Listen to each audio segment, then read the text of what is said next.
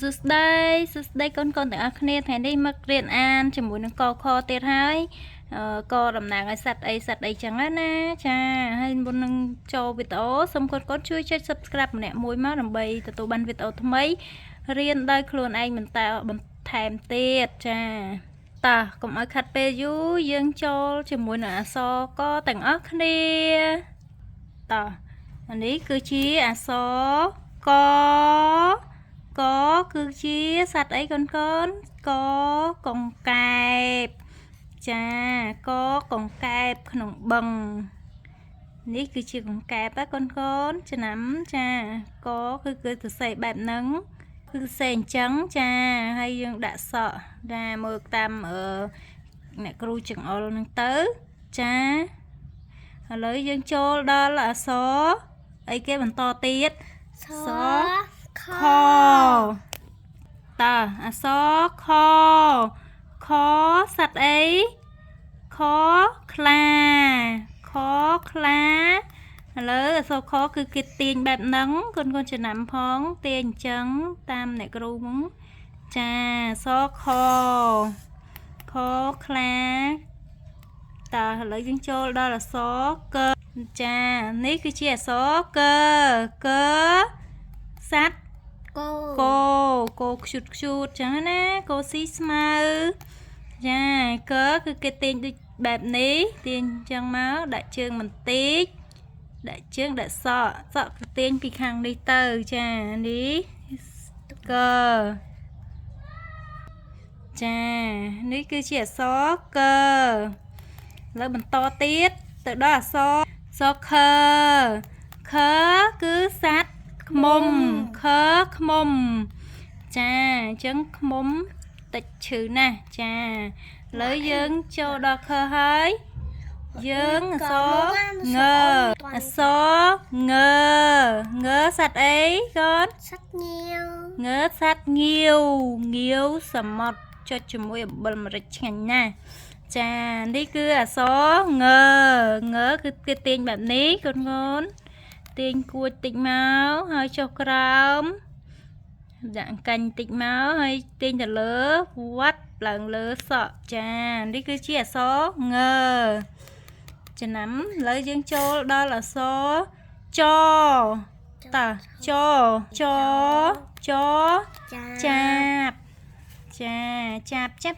ចាប់ស៊ីស្រូវហ្នឹងណាចាអញ្ចឹងយើងមើលអក្សរចទាំងអស់គ្នាចំណាំទាំងអស់គ្នាបន្ទាប់មកទៀតគឺអក្សរឆនេះគឺជាអក្សរឆឆ្មាសត្វអីកូនសត្វแมวឆ្មាแมวឆហើយអក្សរចអស់មកចានេះគឺជាចគឺសត្វជ្រូកអ៊ុកសាច់ម៉ាប់ហ្នឹងណាឥឡូវបន្តមកទៀតអក្សរឈដើមឈូកគេយកទៅណាទៅបេះដាក់វត្តថ្វាយព្រះសង្ឃនេះអក្សរឈឥឡូវយើងចូលមកទៀតអក្សរ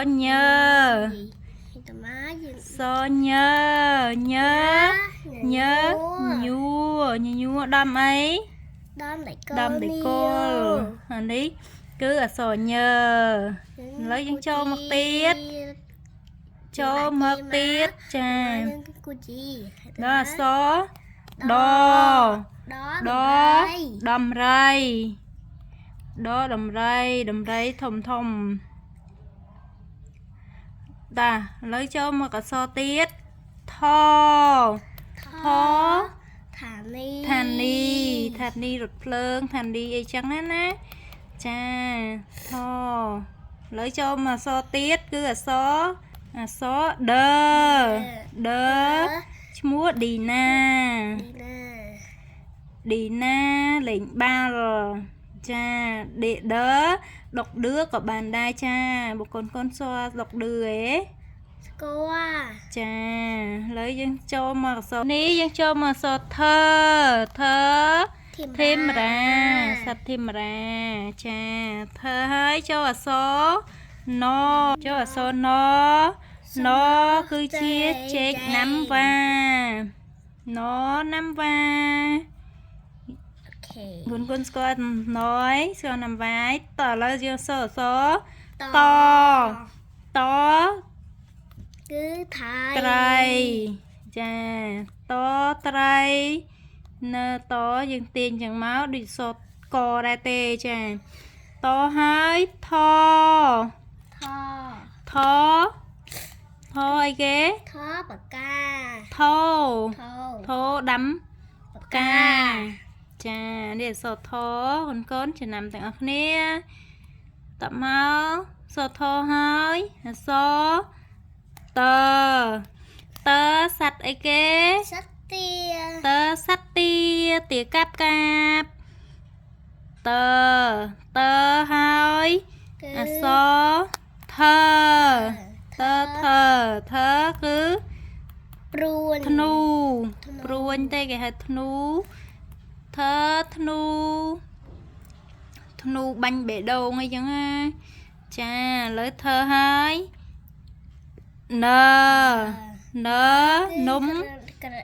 នំអីនំយើងញ៉ាំនំខេកអីធ្វើ Happy Birthday ចឹងណានំខេកចានំខេកហើយអីគេទៀតកូនប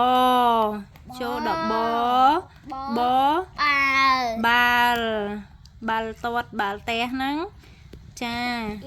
តែអក្សរបដូចស្រួលទេចាគឺទាញមកចាឥឡូវយើងអក្សរដល់អក្សរបហើយផ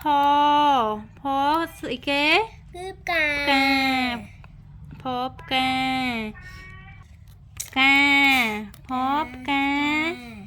ផ្កាចឹងណាហើយយើងមើលទៅតាមប៊ិចអ្នកគ្រូរៀនសរសេរអក្សរហើយយើងចូលអក្សរពពោះពាក់វ៉ែនតាធំពោះវែកពោះអីហ្នឹងកូនកុំនៅចិត្តពោះប្រយ័ត្នពោះចឹកចានេះគឺអក្សរពយើងមើលទៅតាមអ្នកគ្រូសរសេរហ្នឹងពហើយយើងចូលអក្សរបន្ទាប់ទៀតគឺអក្សរភេស៊ីត្រីចាឃើញភេចាប់ត្រីហ៎ឥឡូវយើងចូលអក្សរបន្តទៀតហើយមើមន់ជីបហ្នឹងចាមើលទៅការសរសេរចាមើបន្តមកទៀតអក្សរ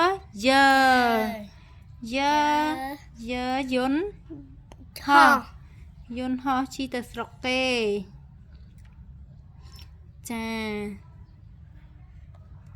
នេះអក្សរឥឡូវយើងដល់អក្ស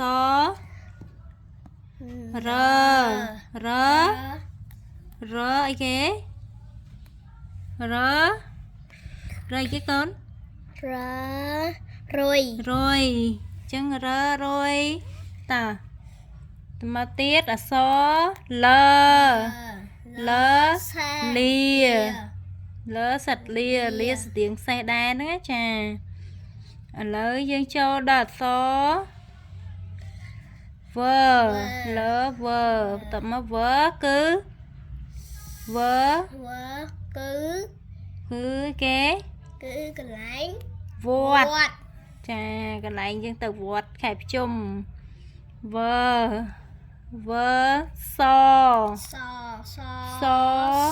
សេចាសេះនៅខាងក្រៅសហ្នឹងចាឥឡូវចូលដល់អក្សរហើយ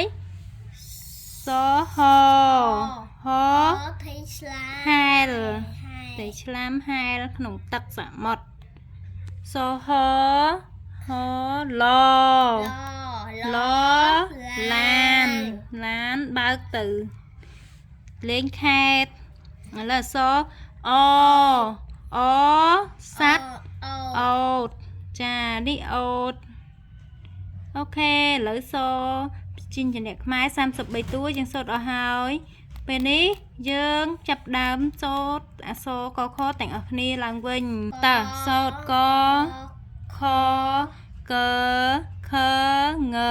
ចឆជឆញដថដថណតនេះតតថតផនបផពផមយរលវសហលអមាន33តួឥឡូវមានតែប៉ុណ្្នឹងទេកូនមើលវីដេអូថ្មីមើលវីដេអូសាដើមទៅមកទៅយើងនឹងចេះហើយចាបាយបាយជួបគ្នានៅវីដេអូក្រោយទៀត